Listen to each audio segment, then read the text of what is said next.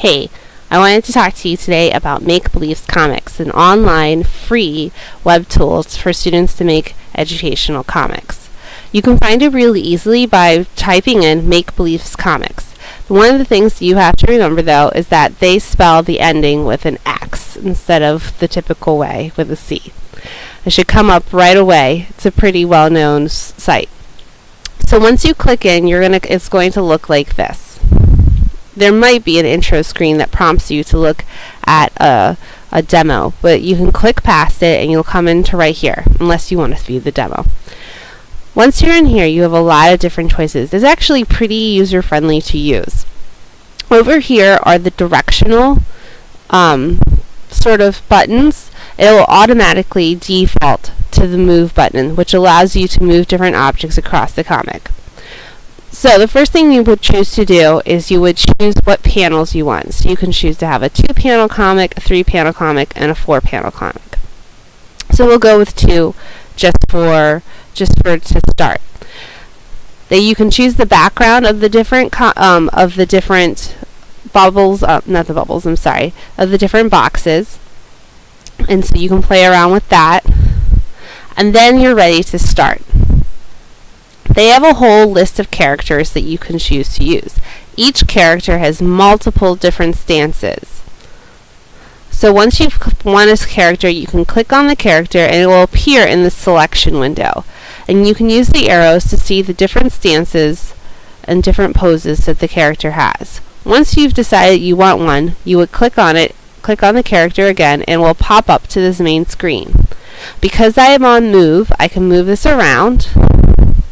But if I wanted to flip it, so the character would be looking at the opposite way, I would click on flip, and then I would click on the character, and it would flip what direction they're facing.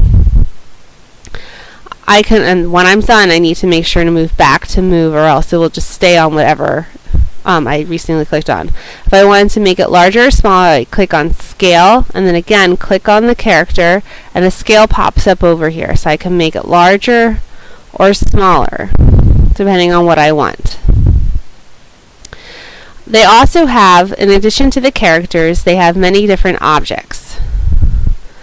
And they are constantly adding stuff. Even since I started using this a few years ago, they've added a number of things. So now they have a background here. So there's the background. It's automatically gone to the back, which is great. So let's add some more objects. Let's say there's a piece of mail. Now, if for some reason this automatically popped to the front, the background, I guess it knew it was a background, so it went to the back. If for some reason I wanted the letter to be behind him, I would click on this character, and I would bring to the front. And I click on him again, and hopefully that put him in front of the letter. So that was one more option. If for some reason I don't want that letter to be there anymore, I can click on delete, click on the letter, and it will be gone.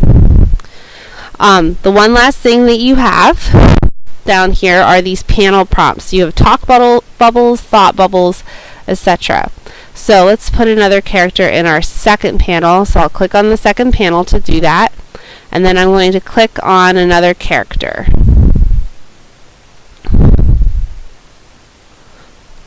Alright, so I have my character and I want there to be a thought bubble.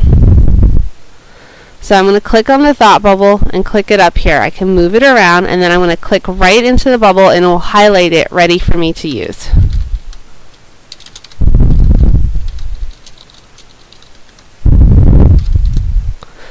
Now, something to note that I found over time is that once I've used one thought bubble, like once I've used this size of a thought bubble, I can't use this exact one again. It won't come up again. Excuse me. It won't come up again. So that's just something, it's a really great tool, but it does have some limitations. Okay, so let's say I've finished and I'm ready to go. I would click on this next button, and it's going to give me some choices. So I have some choices here. I can review, and so I can go back and edit. I can print, which is what I typically have students do, or I can email it. Sometimes I can have students email it to me, but usually I don't do that because it has to have your email. Sometimes they'll do that from home for me. So because this is a web tool and it's not something you have to log in to use, it's important to understand that you don't have an option to save your work on the web tool. Now, you can print it, or if you know how to use the snipping tool, you can also snip it and save it that way.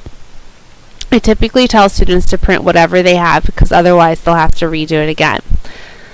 It's a great little tool, and it's something that I found the students really have enjoyed. Thanks for checking in, and hope you get to have an opportunity to use that in your classroom.